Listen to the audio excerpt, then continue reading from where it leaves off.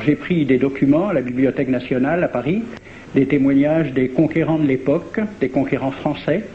D'abord, des extraits du bréviaire que l'on avait remis aux officiers et soldats qui s'en allaient en Afrique. Cela s'appelait « Aperçu historique, statistique et topographique sur l'état d'Alger ». Voici quelques-uns de ces extraits.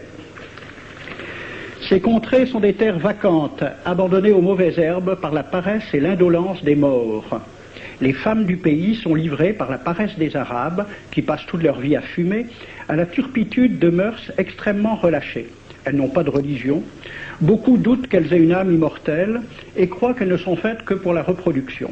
Le climat aidant, les femmes sont nécessairement disposées au plaisir. Alors, allez-y, des terres vacantes et des femmes consentantes qui n'attendent que les soldats français. Et puis, à côté, j'ai vu d'autres documents qui marquent l'étonnement des officiers français qui débarquaient en Afrique. C'est Campagne d'Afrique en 1830 par un officier du corps expéditionnaire. Cette terre, qu'on avait présentée comme sauvage et inhabitée, est couverte de jolies maisons de campagne entourées de jardins. Toutes sont bâties sur des hauteurs dont les mouvements onduleux contrastent tout à fait avec l'aridité des côtes de Provence. La végétation y est superbe, et partout des sources et des courants d'eau fécondent la terre. Les fruits y sont en abondance, un grand nombre d'aqueducs amènent les eaux jusqu'à la capitale. Et le maréchal Bugeaud lui-même. J'ai reconnu que l'Algérie produit beaucoup de grains, une immense quantité de bétail. L'immensité des terrains ensemencés atteste l'existence d'une population beaucoup plus nombreuse qu'on ne le pensait. Le commandant Claude-Antoine Rosé, dans Voyage dans la Régence d'Alger en 1833. Presque tous les hommes savent lire et compter. En France, on compte à l'époque 40% d'analphabètes. Ainsi, les soldats qui débarquent sont en général moins instruits que les sauvages qu'ils viennent civiliser. Le ministre de la guerre de l'époque, il s'appelait Girard. Il faut se résigner à refouler au loin, à exterminer même la population indigène. Le ravage, l'incendie, la ruine de l'agriculture sont peut-être les seuls moyens d'établir solidement notre domination. Savary, duc de Rovigo, apportez des têtes, bouchez les conduites d'eau avec la tête du premier bédouin que vous rencontrerez, au nom bien sûr de la civilisation. Christian, dans l'Afrique française, un détachement de l'armée parti d'Alger surprend la tribu désarmée des Olifia et massacre sur le champ tous les hommes, femmes, enfants, sans distinction. On parlera de 12 000 morts. Les troupeaux raflés aux Olifia seront vendus au consul du Danemark. Quant au reste du butin, il fut exposé au marché de Babazoun. On y voyait des bracelets de femmes encore attachés à des poignets coupés et des boucles d'oreilles pendant à des lambeaux de chair, au nom de la civilisation. Le colonel François de Montagnac. Selon moi, toutes les populations qui n'acceptent pas nos conditions doivent être rasées. Tout doit être pris, saccagé, sans distinction d'âge et de sexe. L'herbe ne doit plus pousser là où l'armée française a mis le pied.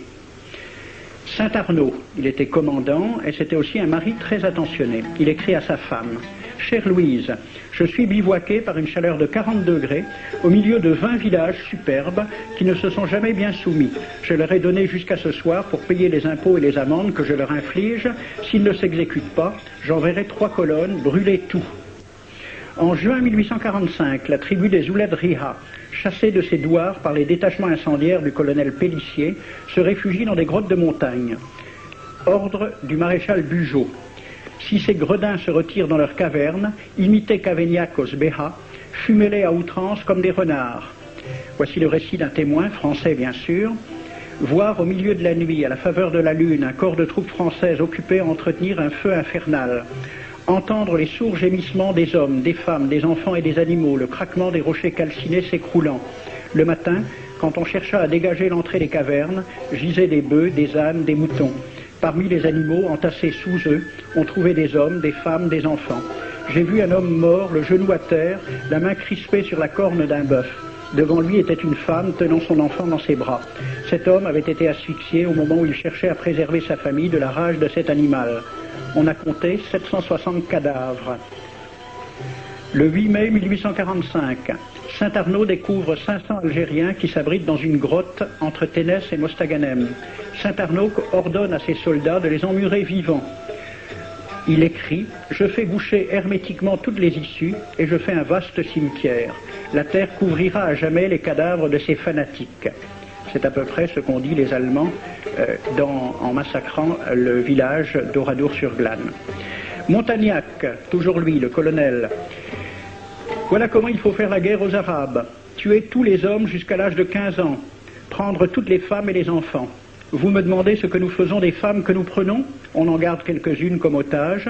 Les autres sont échangées contre des chevaux et le reste est vendu à l'enchère comme bête de somme. Toujours au nom de la civilisation. Nous rapportons un plein baril d'oreilles récoltées paire à paire sur les prisonniers. Il contient même celle d'un de nos 58 gendarmes morts de maladie. 2 pièces de 100 sous ne sont pas à dédaigner. Le maréchal Soult, ministre de la guerre, répondant à des questions à la Chambre des députés. En Europe, un tel acte serait horrible et détestable. En Afrique, c'est la guerre même. C'est la guerre même, c'est du moins ce que dit le ministre français, mais en face, voici un décret pris par l'émir des Arabes, l'émir Abdelkader. Tout Arabe qui amènera vivant un soldat français recevra pour récompense la somme de 8 douros. Tout Arabe qui aura un Français en sa possession sera tenu de le bien traiter et de le conduire le plus promptement possible, soit devant le califat, soit devant l'émir lui-même. Dans le cas où le prisonnier aurait à se plaindre de mauvais traitements, l'Arabe n'aura droit à aucune récompense. À la lecture de ce décret, question d'un soldat algérien, quelle récompense pour un prisonnier vivant? L'émir répond 8 douros. Et pour une tête coupée, l'émir répond 25 coups de bâton sur la plante des pieds. De quel côté était la civilisation? J'ai donc fait ce film avec les citations et des dessins et gravures qui étaient à la Bibliothèque nationale à Paris, et j'ai proposé le film à la Ligue de l'enseignement pour qu'il soit projeté dans les lycées et collèges de France et de Navarre. La Ligue de l'enseignement l'a refusé avec cette appréciation. Quoique très correctement réalisé et basé sur des documents indiscutables, ce film va à l'encontre de toutes les idées qui servent de base à l'enseignement de la pénétration française en Afrique du Nord, ce qui rend sa diffusion impossible. C'était reconnaître que l'enseignement n'avait pas pour but l'éducation, c'est-à-dire l'ouverture vers la réalité, mais l'endoctrinement au service d'une idée politique, ici le colonialisme.